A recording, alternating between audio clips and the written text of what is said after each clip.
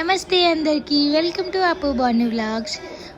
అందరికీ మహాశివరాత్రి శుభాకాంక్షలు. మహాశివరాత్రి అయిపోయింది కదా, అందరూ చాలా బాగా ఫాస్టింగ్ ఉండి ఇంకా పూజ అయితే చేసుకున్నారు అనుకుంటున్నా. నేను కూడా మంచిగా ఫాస్టింగ్ ఉండి పొద్దున సాయంత్రం శివయ్యకి అభిషేకం చేసుకొని పూజ అయితే చేసుకున్నా. చాలా బాగా జరిగింది. ఇంకా నాకు ఇంట్లో శివలింగం ఉంది కాబట్టి నేను రోజు మా వారైతే అభిషేకం అయితే చేస్తుంటారు. రోజు పాలాభిషేకం అంటే పంచామృతాలతో కాకపోయినా నీళ్ళతో చేస్తుంటాడు. మండే మాత్రం పంచామృతాలతో నేను అభిషేకం చేసుకుంటాము. ఇంకా శివరాత్రి రోజు అయితే మార్నింగ్ ఈవినింగ్ 2 సార్లు చేసాము. అలాగే మండే రోజు మార్నింగ్ కూడా చేసి ఇంకా ఒక పొద్దు అయితే ఇడ్చిన అనమాట.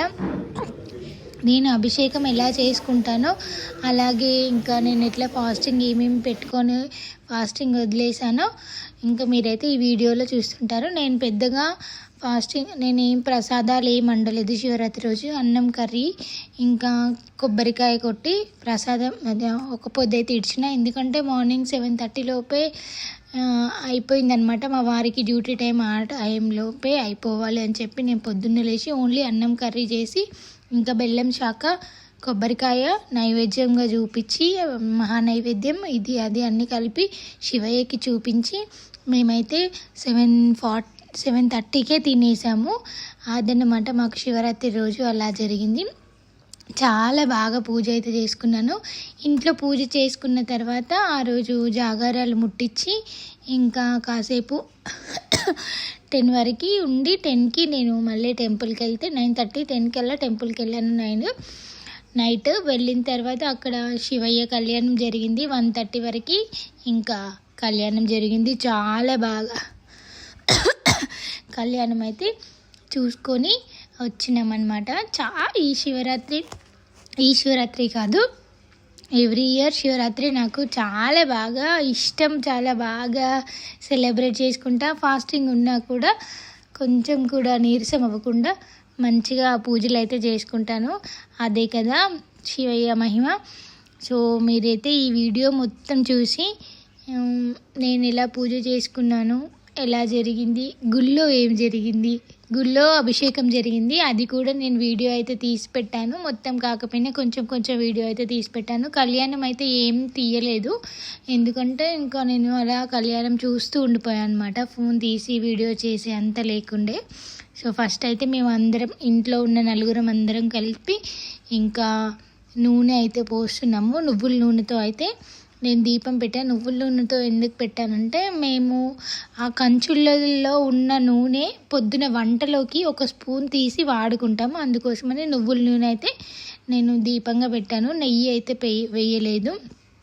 ఫస్ట్ అందరం కలిపి ఆయిల్ పెట్టిన తర్వాత మా వారైతే వెలిగించారు.